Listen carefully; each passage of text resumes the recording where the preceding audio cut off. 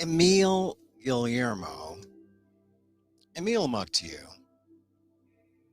How are you, everyone? I am just glowing about Friday. Thank God it's Friday. This is show number 149. A little, not really melancholy. I was trying to look for the word. I'm contemplative. I'm contemplative and meditative today because as I was preparing the show, and we're going to talk about all the things that are in the news. We're going to talk about Congress and why you should not despair too much about what's going on. We should, talk. We're going to talk about the apology, the Chinatown apology by the city of San Jose. We're going to talk about that. We're going to talk about Filipino-American History Month. This is October. We're into a new month. I should be happy. We're going to talk about that. We're going to get into the Far West Convention. If you're not familiar with that, but 50 years ago, a bunch of Filipinos got together in Seattle, and they said, this is our vision for where Filipinos should be. So we'll talk a little about that. We'll talk a little about, like I said, the buzz about, well, what are we going to do now with Congress? We didn't get the vote that Pelosi wanted yesterday, Thursday night. So all that we're going to talk about. But here's the reason why I'm feeling sort of meditative and contemplative today. Because my brother-in-law, who is Caucasian, right? He's visiting. He's a conservative Caucasian. Now, that's not a bad thing. I embrace. I love conservative people. I mean, I'm not, we're not at war. Right? We're in the same boat. And we always, when we talk, we lament the fact that why has it come to this point in our history where we're always at odds? And I say, well, for me, it may have been because I was in talk radio and, we were supposed to polarize everything. And, and then they fired me because I wasn't right wing enough for talk radio. And then I said, well, maybe that's why I don't have any bitterness. That there was no bitterness in that statement. But actually, I really am interested in talking with conservatives, talking with people who disagree with me. And they just normally don't see me. I'm usually invisible to them. So we're having actually a great conversation this morning, right? My wife, myself, my brother-in-law, we're having breakfast, nice breakfast, reading, it would be, we're drinking cafe out of cafe au lait cups, but it's, we're just drinking our coffee and talking, and the topic turns to white supremacy, as it's wont to do at, in these kind of gatherings. And, one person says, oh, well, I don't really think white supremacy is a problem. And I said, and I was reminded of a guy who on somewhere in the media made a big deal about, oh, there's no white supremacy here. There's no white. And I said, well, white supremacy is a consequence of white privilege, being defensive about the loss of white privilege. And then, and then that sort of graduates into a reaction, which is outright white supremacy. And some people are just outright from the beginning into white supremacy. But, forget about white supremacy, because that's really kind of an extreme thing. We're really talking about white privilege. And as we were getting into this conversation, there's this thump against, and it sounds like what happens, because we've heard it before, there's a thump, like a thwack, maybe a thwack, not a thump. We have a glass window above the front door. And it usually happens when a bird from the tree that's just outside the door gets a little giddy and says, new territory. He flies and thwap. And as soon as we heard it, we knew, oh, something's not right. Sure enough, it was a blue jay on its back, just struggling with the feathers, like all, flying about trying to figure out what to do. It had lost its sense of flight. And it was just on its back, stunned, like in a cartoon book. Like if Sylvester was going after Tweety Pie and Tweety Pie went into a glass wall and just like started seeing stars. And Tweety Pie was like on her back. And Sylvester didn't know what to do. Or maybe Sylvester went somewhere else, not thinking that Tweety Pie flew away. But there was this blue jay. It was kind of like, had stars in its eyes. And what else were we going to do? My wife, animal rights activist, me, erstwhile animal rights activist, vegan. Oh, who are we going to call? The police? Hit and run? I mean, we thought, we got to call a wildlife agency. And sure enough, the closest one was like 30 minutes away. We thought, and they're not open for another hour because it's early in the morning. It's like 8 o'clock. And we thought, okay, no, we're going to call the vet. The vet, surely they have someone who knows birds. We lucked out. Our vet knew something about birds. We put the bird in a box and we kind of like kept it warm. And you could see the eyes were like trying to open up. It wasn't dead. It was just stunned. And we took the bird in the box, shoebox. We were careful that the bird, wasn't in a coma and then wakes up thinking it's a athletic shoe or something. But the bird is in the box. Take it to the vet. And there's a little hole, because athletic shoes have the shoe boxes have holes in them. And you could see its eyes poke out. We thought this bird was dead. We were going to euthanize this bird. But now here's this life, and you can see the eyes. The eyes of the bird were like, like full black, open. And it was like making noise. And sure enough, we took it to the vet. The vet is like playing with it because the claws of the blue jay were on my wife's sweater, and we had to try to extricate the bird. She checked out the bird. The bird was all right. She said, it looks like everything's functioning. It didn't break anything, didn't break a beak, a neck, a spine. The bird was alive. The bird was ready for life again. And I said, thank goodness, we were about to euthanize this bird. Thank goodness that we had a little patience. Because the bird, what was the bird? The bird was in a tree in our front yard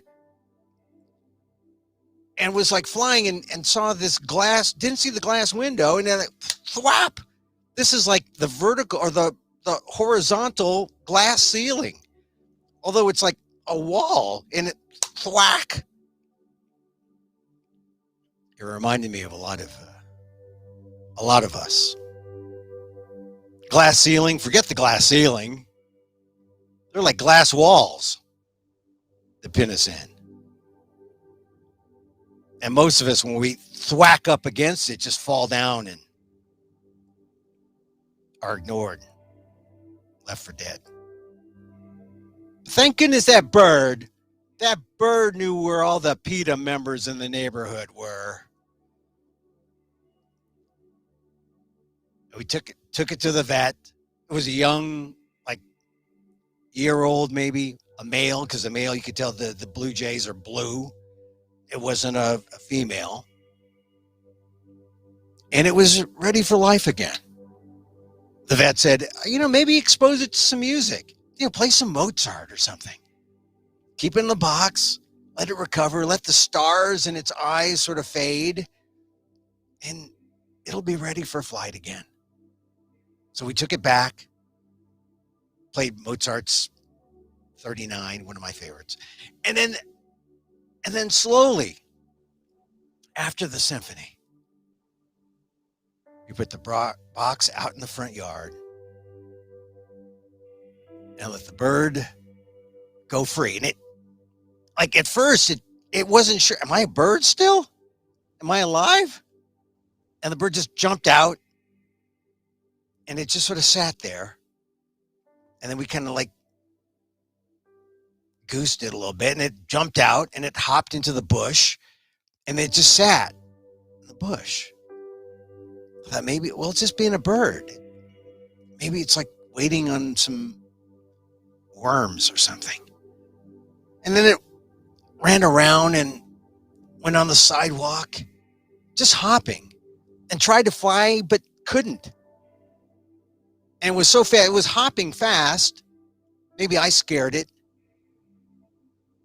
but it just went off. I lost track of where the bird was. Maybe in a bush, maybe in a neighbor's bush, but where it could be a bird and try to live its life and heal and be a bird. I mean, it's Darwin now. I mean, I don't know where the bird went, but we didn't kill it. It wasn't in pain. And maybe it just needed a little more time to feel like it was right to go off and be free. So that was my morning. I feel bad because I didn't see it take flight and go off somewhere, but I trusted it's just being a bird now. Hey, it's up to Darwin now, right? And but really, I felt a funny feeling when I heard that thwacking against the window, and I thought, we talk Asian Americans, people of color talk about glass ceilings, but they're glass walls too. And we're so young and enthusiastic, and thwack. And who helps us? Picks us up. Gives us a chance. I don't know. I just think I did say a little prayer for the bird, even though it was a Blue Jay, not my team. I'm a Giants fan. I'm rooting for the bird, rooting wholeheartedly for the bird. So that's my day today. The bird story, the bird. I just, it just put me in this contemplative mood as we begin Emil Amok's Takeout number 149. What does an Asian American think? What that? WDAAAT. That's where we fill the void. What that indeed. Hey, I talk about the bird.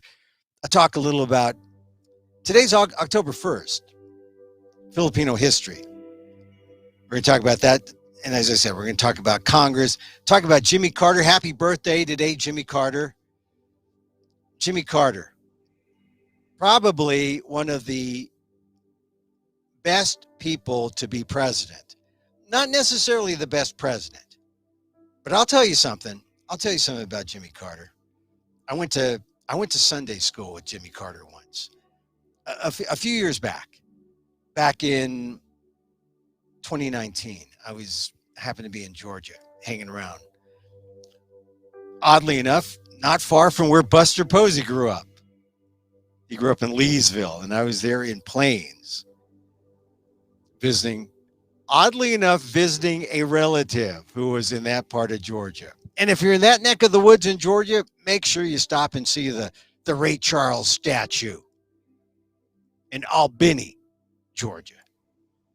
And you can pick the songs that play while you stare at Ray Charles. Georgia on my mind, that's a popular one. But I just remember Jimmy Carter at that Sunday school thing. I mean, first of all, it was an honor to be there watching him do Sunday school. And he said something. He said something that I won't forget. Actually, we met him in 2016. I wrote about it in 2019, but I met him in 2016. And he said, I'm afraid that our country and its effect on people of other nations has suffered from the aftermath of 9/11. He didn't want to brag, but he said his goal for the country was always to be superb and be a country that promoted peace and human rights. Quote, while I was in office, we never dropped a bomb, lost a missile, or fired a bullet. Too much has changed, he said. He was proud of that. He was proud of that. He lamented Afghanistan. He said Afghanistan became, the longest war in American history, a direct outcome of 9/11. He also lamented the invasion of Iraq, which he called unnecessary. But he said the thing that hit me was when he talked about the deep inequality that's divided us as a country. He said, we've become distrustful of people who are different from us. Jimmy Carter said that in Sunday school. I was there, Sunday school class. We used to be a proud, heterogeneous nation, and now we are fearful, and we've become poorer as a country. We used to be a proud, heterogeneous nation, and now we are fearful, and we become poorer as a country. That's what Carter said. We've become distrustful of people who are different from us. So, Carter's in his 90s today. This is today's his birthday. And he's still a guy that I wish he were a better president.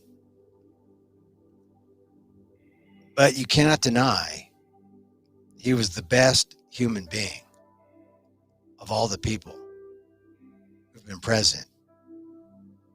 All the living presidents. The best human being in the last 45 years? 50 years? Jimmy Carter. Happy birthday, Jimmy Carter. So we got Jimmy Carter's birthday. Got to say happy birthday to Jimmy Carter. Congress. I know they didn't get the vote. Nancy Pelosi didn't get the vote she wanted last night. But as people have been talking and saying today, self-imposed deadline, they got time. They got a little time. We're not going to get an answer today, even though Joe Biden is meeting with the Democrats, members of Congress. Thank goodness Pramila Jayapal for Asian Americans is out there talking about the working class, talking about people with real needs. I think ultimately that's going to carry the day. What's going to carry the day is that people are going to realize, what is money? The Trump administration blew up the budget. The national debt went up to these astronomical sums when he cut the taxes. They didn't care about the debt then. He only cared about some people, that 1%.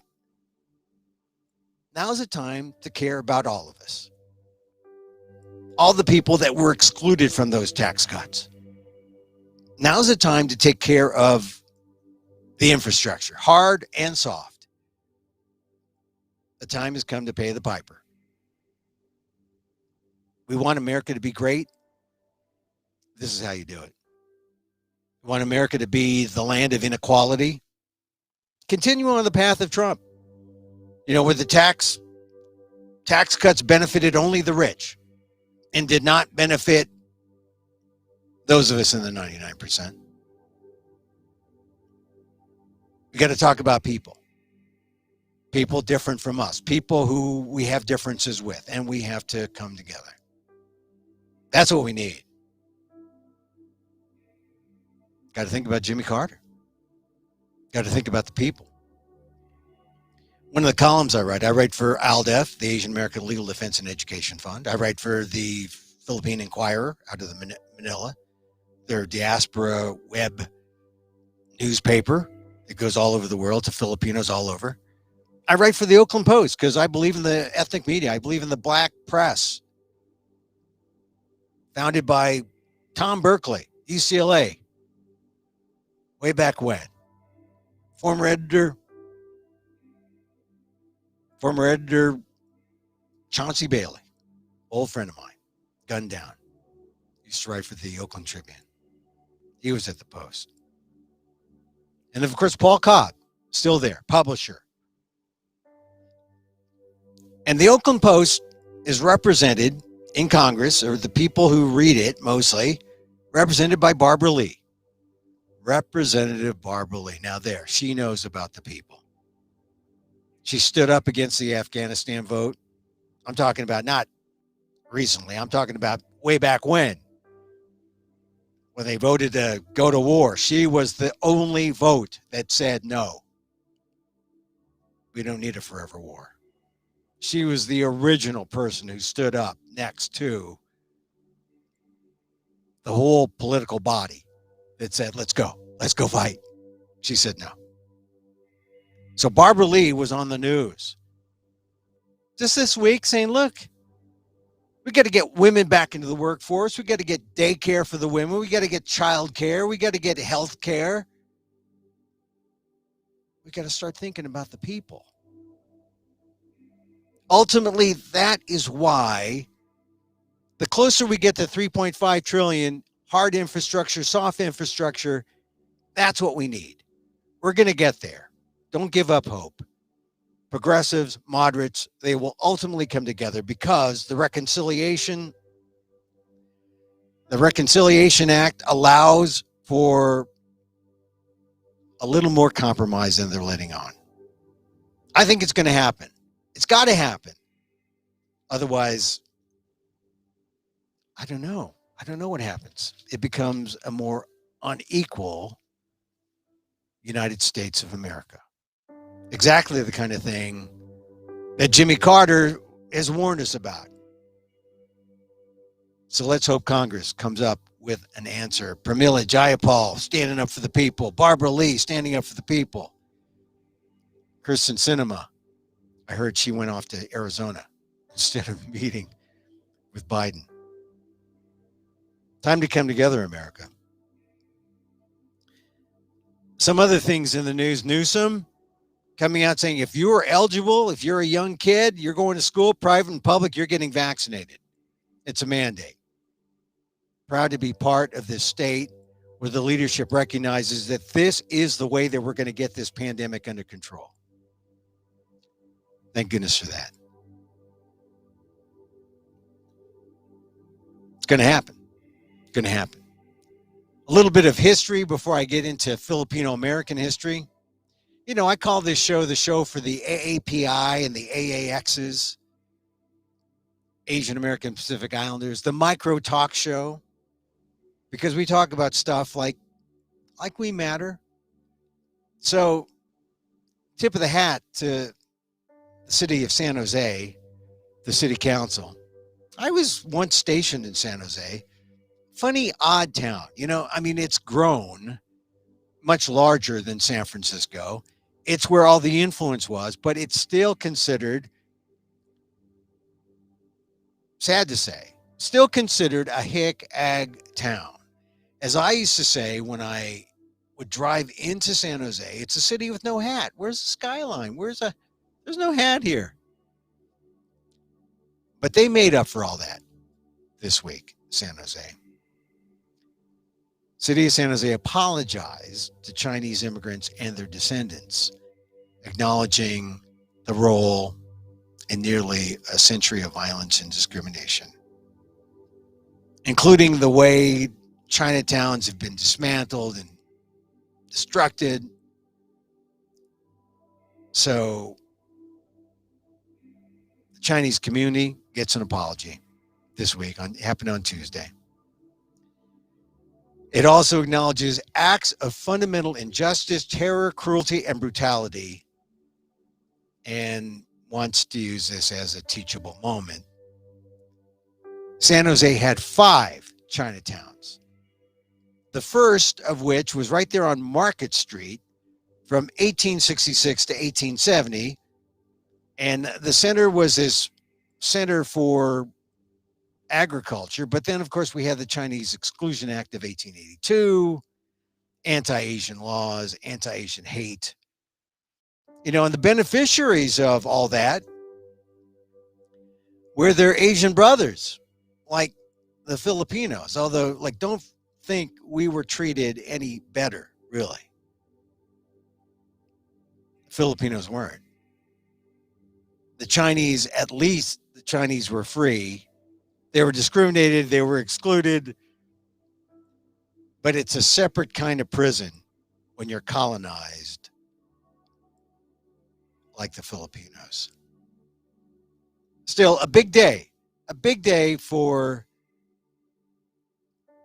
Asian Americans in that area, San Jose. Of course, the mayor of San Jose, for a brief time, mayor was the Asian American politician, the granddaddy of Asian American politicians, Norm Mineta, right? 2 administrations in the cabinet, longtime congressman. He was Commerce Secretary under Clinton, Transportation Secretary under Bush. I just think that Norm would be, when he was the mayor of San Jose, I don't think anyone, well, he was going places. But it's funny how now the focus is on the Chinese, as it should be. And so the apology to the community and kudos to the city of San Jose for owning up to it. It's something that is being used throughout the state. So there was a resolution in Antioch, California. Antioch, they needed it, right? Antioch's the city where the young Filipino-American Navy veteran was killed when a policeman put his knee to the back of his neck. So they were in need of something good over there in Antioch. But expect more of this throughout the state. But congratulations to San Jose for stepping up there. All right, little Asian American history there about San Jose Chinatown. And I'll tell you, I knew a little about San Jose Chinatown because, the Filipinos had their little town sort of close to it, as I recall. I just thought San Jose was always so foreign to me because I was from San Francisco. But I had an uncle who lived down there. He drove us and was always like, oh, so far to get down to San Jose. And the weather was always so different, right? San Francisco was always freezing cold and San Jose was warm. Like, oh my God, I could wear shorts here. But, I didn't have any shorts because, I lived in cold, frigid San Francisco, the Arctic of the Bay Area. I didn't know to go to San Jose and wear shorts. All I know is that my uncle had a fig tree. And oh my God, when the figs were ripe, just sit under that tree and just strip it bare, eating figs. That was a memory. San Jose. I don't, it's so ag. I don't even remember a Chinatown, although he did take me to Filipino Town, my uncle. And I remember the Asian spots that we went to when we ate were usually on West San Carlos. Anyway, look for more apologies. This is really related to the awareness of Asian Americans and the awareness of our plight ever since Atlanta. I really think you've got to point to Atlanta and say, God, if it weren't for the Atlanta shootings where 6 Asian American women were killed, this awareness, this reckoning would not be taking place. So, of course, this week, that's when Robert Aaron Long went from Cherokee County, where he did the first part of his shootouts, to Fulton County, where is Atlanta proper. And he entered a not guilty plea. So he was guilty for the shootings in Cherokee County to the north. After he shot them up in guilty of 4, and he's already sentenced. He's going to get 4 life sentences, plus an extra 35 years or so. He pled. He's getting, life without possibility of parole. And now he goes to Fulton County this week and he pleads not guilty to these other 4 murders. I don't know what he's going to say. Is he going to say, well, I was sane when I killed those 4 up in Cherokee County. Then I drove down to Atlanta and then I went crazy. So just get me on the 4. Don't get me on 8. Which kind of reminds me of when I talked to a murderer, an alleged murderer. I was in Dallas. I happened to be in an elevator with a guy who, the MOs, they compare MOs in different cities. So if a guy is arrested in one city, they take him to other cities around the area in Dallas to different departments to see which MOs match up. Maybe he didn't just rape 4 older white women in their 80s. Maybe it was other similar crimes. And they were trying to get this guy for 4 and then add on maybe an additional 11. And I happened to be in an elevator with him. And he said, well, I didn't rape 11 women, just those 4. He wasn't the smartest guy. But he's in the Hall of Shame among criminal rapists in Texas history in the Dallas area. Well, Robert Aaron Long, we're not going to forget. But I know that right now, no one is ready to say, okay, we forgive you for this other 4, Robert Aaron Long. Now, I think we want to see him face justice because it's justice for the families too. November 30th, I believe, is the next court date. All right, that brings us to October 1st. That's today. Today is October 1st. Filipino-American History Month. History. As my friend, the late Don Mabalan, historian, author of the book, Little Manilas in the Heart, said, it's history, not heritage. Heritage is like all these other things. Heritage is what you inherit. Culture, food, clothing, history. These are the facts. These are the things that happened. But oddly enough, isn't it true? We inherit the history too, good and bad. So History Month. Why is it in October? I'll tell you why. It's in October because it was in October that the Filipinos arrived first in the United States. Yeah, the Filipinos. Well, Emil, what are you talking about? Yeah, this should be the United States of the Philippines. I said this in 2017 in my column on ALDEF, the Asian American Legal Defense and Education Fund site. Someone said, Emil, why was this an ALDEF? Well, because Asian Americans, Filipinos, we're Asian Americans. We're one. And it was back then, October. The exact date, October, let's see, I get the exact date. They came across the boat October 18th. They were on a ship, Pedro de Unamuno, sailing for Spain. They find this landmass.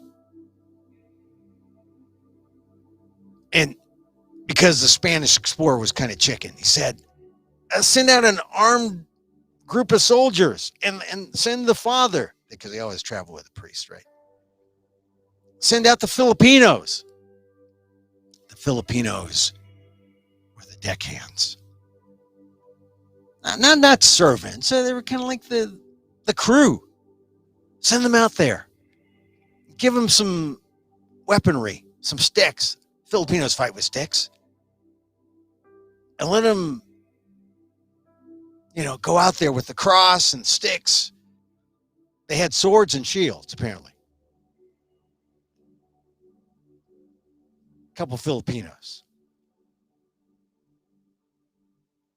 And they went out there and they met the people there. Indios. They met the native peoples there. On the second day, they sent 8 more Filipinos, 12 soldiers, and by the 20th, they had violence. There was an instance of violence when the ship's barbers, apparently the Indians wanted a haircut. This is true. So the barber was kidnapped, and some of the Filipinos made an offering of food and clothing, and then they let him go. Oh, they kidnapped the barber. They made the exchange. 1 soldier was killed and an unarmed Filipino.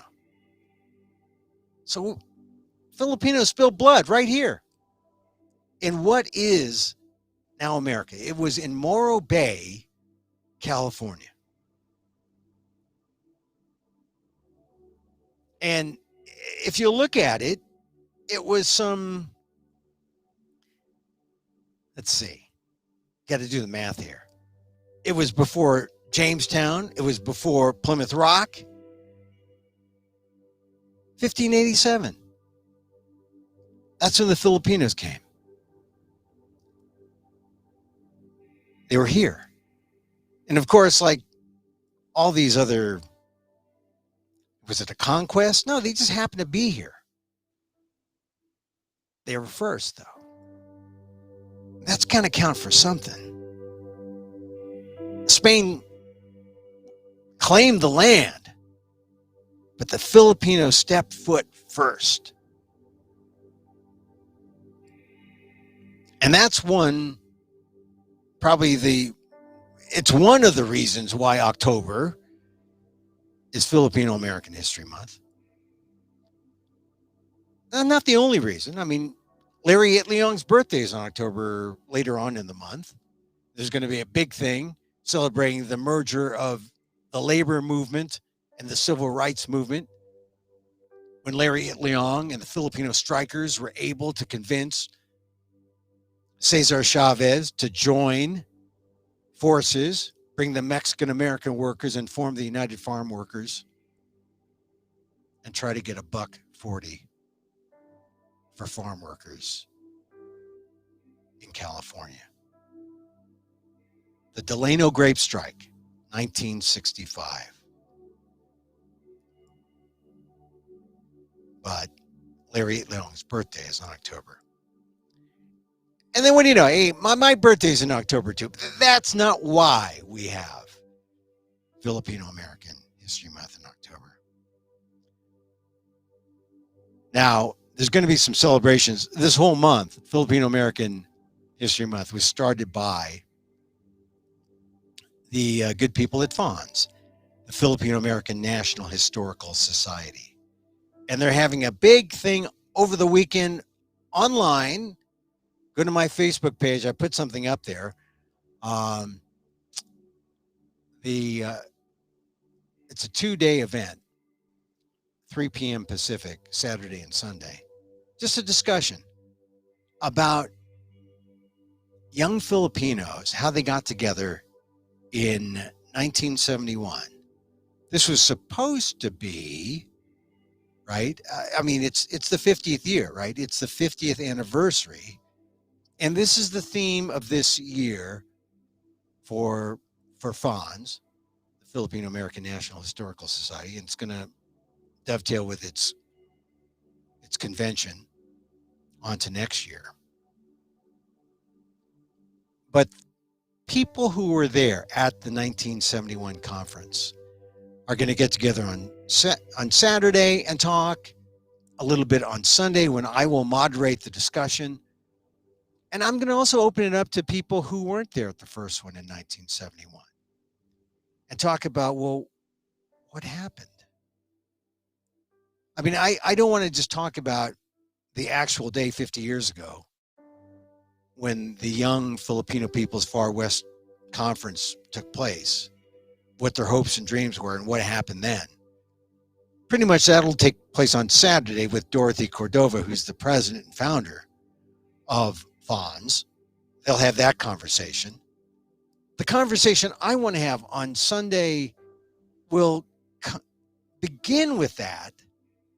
But where I want to go with that is the evolution of the Filipino-American dream.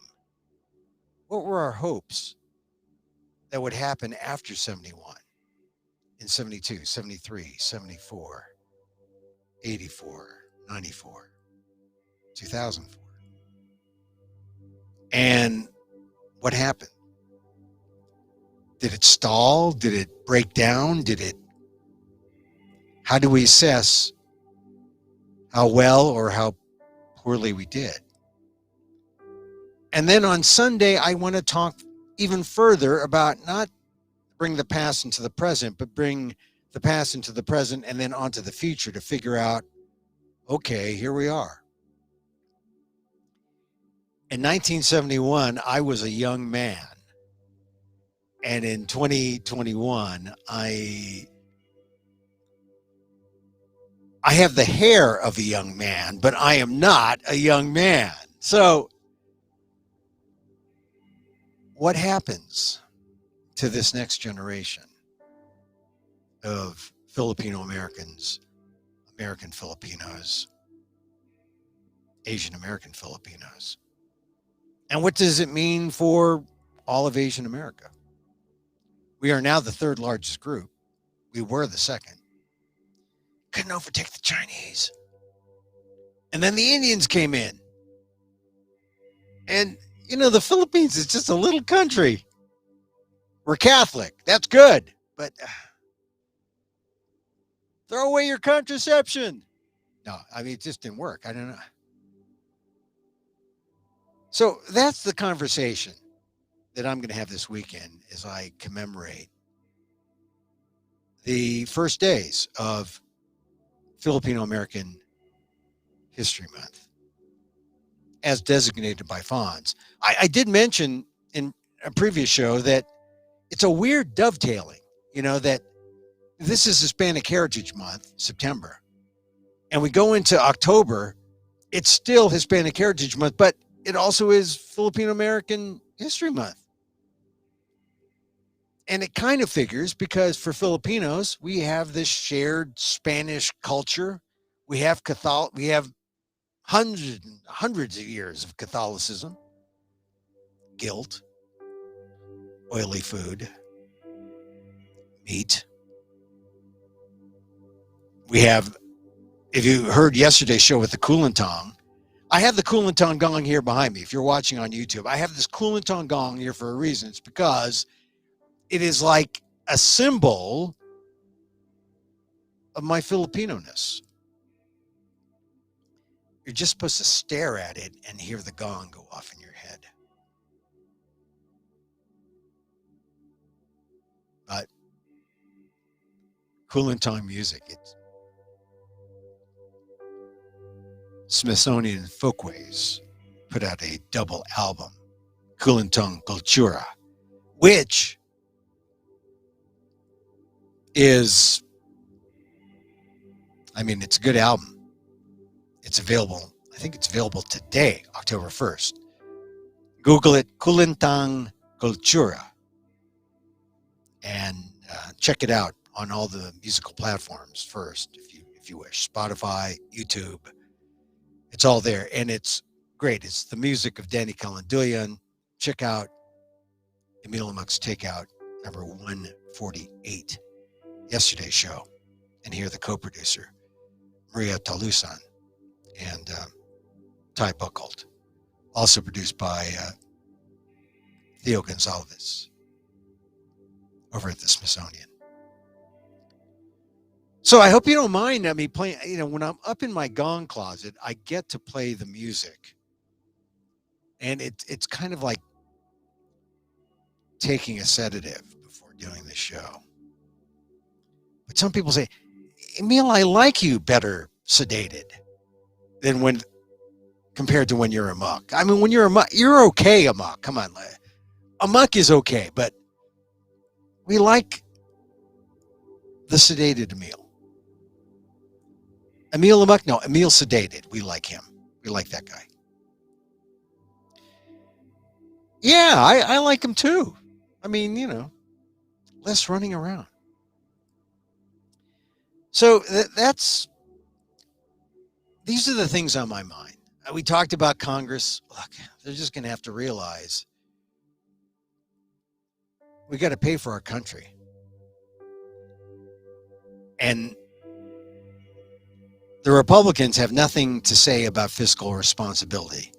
Not when they blew up the debt, the national debt under Trump.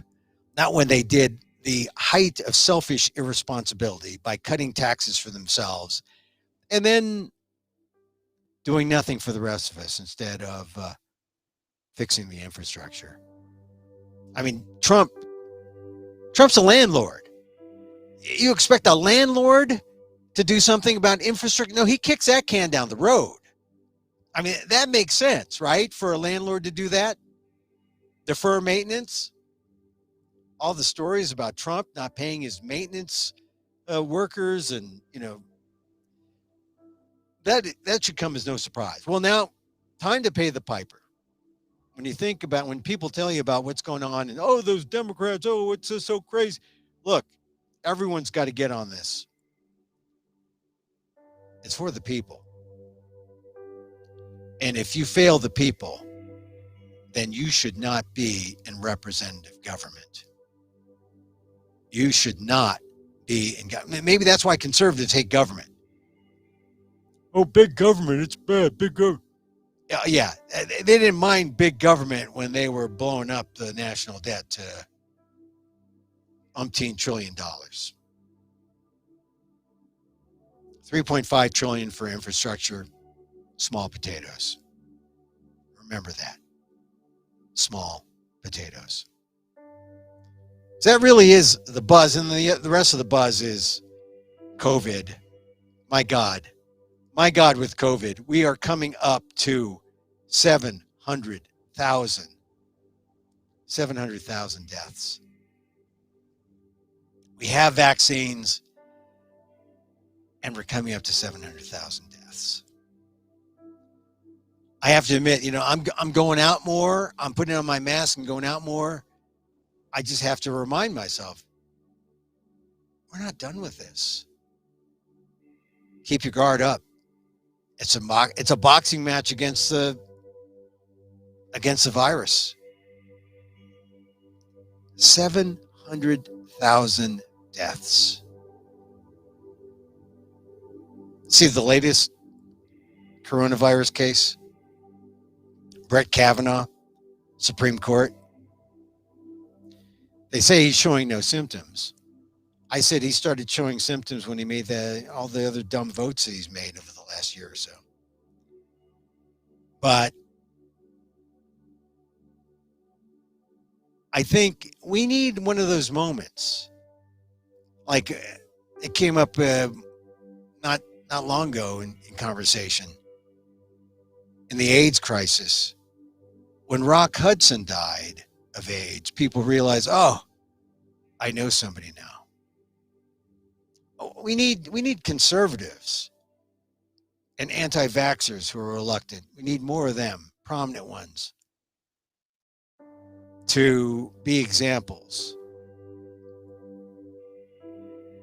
Negative, positive ones, where they contract the disease and then become spokespeople to tell people to get vaccinated. As it is, they say, it's reported that Kavanaugh was vaccinated, just not showing any signs. I mean, you can get tested. It could be a false positive too. But we need more people saying, I mean, get the booster if you're in line for the booster, but just get vaccinated. Get vaccinated.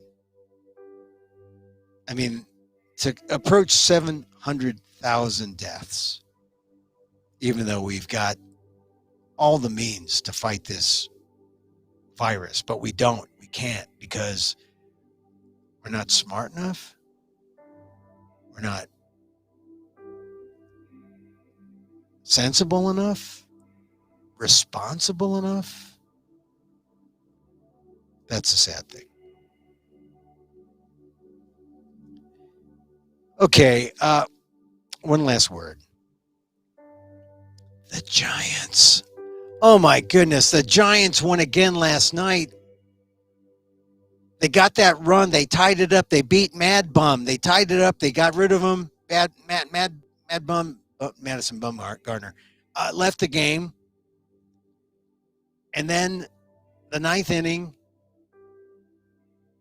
Lamont Wade Jr. You know, I've always liked Lamont Wade Jr. I always, throughout the summer, they were saying, oh, well, we got to option Lamont Wade Jr. down to Sacramento, back down to the minor leagues. Thank goodness he has options. Even though he won some games for them in the summer, but his true value was not known until the statistics came back that showed the guy's batting over nearly 500 in the ninth inning with the game on the line. Like I said, if you're listening and you're in one of those other regions, that Giants? What kind of Giants? We're Asian. We're not Giants. No, we're Giants. No, we're Dodger fans. No, if you're listening from LA, the Dodgers are chasing the Giants. The Giants are up 2 games with Friday, Saturday, Sunday to go. Up 2 games, 3 to go. And why is it that people are rooting for the Dodgers? The Dodgers are like, look, I grew up in San Francisco, forever a Giant fan. And I swear the Dodgers were always evil. Even though blue's my favorite color, they were always evil. So I don't understand when the Giants have the best record in baseball and people are rooting for the Dodgers to overtake these poor underdogs who have been, really, they have the best record in baseball. They've been the surprise. Let the Giants win the regular season because ultimately the Giants and Dodgers are going to meet each other for the National League. Well, at least, you know, the Western Division. They're going to ultimately meet. And I don't know. I look at the Giants roster and I see them doing. They never seem to match up to the moneyed stars of the other teams. That's why the Giants truly are the underdogs. You got to root for them. You got to just let them win the Western Division. We'll pray. Okay, we won't pray. We'll just watch the games. They're exciting games. And it's exciting now more than football, I think. I think more than football. At this point, you got to watch football toward the end. You know, when the teams get serious about playing. Now, the Giants are serious. Let's hope they hang in there at the last 3 games. Good luck to the Giants. All right, that's it. This was just full of lagniappe today. A reminder, if you want to attend that Far Western Conference Filipino-American panel on Saturday and Sunday, I'll be there Saturday, but the panel that I lead will be on Sunday. And I hope you join me on Sunday because I'm going to try to take it from 1971 and bring it forward and bring it into the future. Where are we going as an American Filipino community? Where are we going as an Asian American community? I don't know. All I know is that because of the China virus stuff and all the stuff that was brought on by the anti-Asian hate, a lot look Asian enough. Oops, it looks like my internet froze there for a second. It's good. Usually by now, we usually get like 3 or 4 times we get interrupted. The digital divide in action. But not today. We just had that one. Just that one. Hey, look, it's been a good week. Check out, the way to listen to this is maybe go on amok.com and listen to all the recordings and just like one after the other. While you're doing the lawn or you're working in the yard or washing stuff, this is good washer kind of background stuff. Yeah, or treat it like radio. You don't have to watch every second like, oh, what's it going to do now? Oh, I just listen to it. My friend said, oh, yeah, we don't bother looking at you, Emil. We just listen. And says, oh, yeah, that white sounding guy. Coming up next week, we'll talk about the weekend. We'll also, I got the recording of the story that I did at that Harvard Unity conference, and I'll be posting that, talking about that, all coming up next week. The first week, real week of Filipino-American History Month. If you lasted this long, thank you very much for listening. This is the real lanyap. The real lanyap is to come this far and to say, Emil, I made it. I made it this far with you. Thank goodness. Thank you. Thank you. And there's no shame in that. There's no shame at all. Just pat yourself on the back. You're worth it. Shame-free. Walk through that door. You're worth it. May you live in safety. May you live in health. May your life be happy. May you live with ease. Emil Amok here. Till next time. Mahal kita. I mean,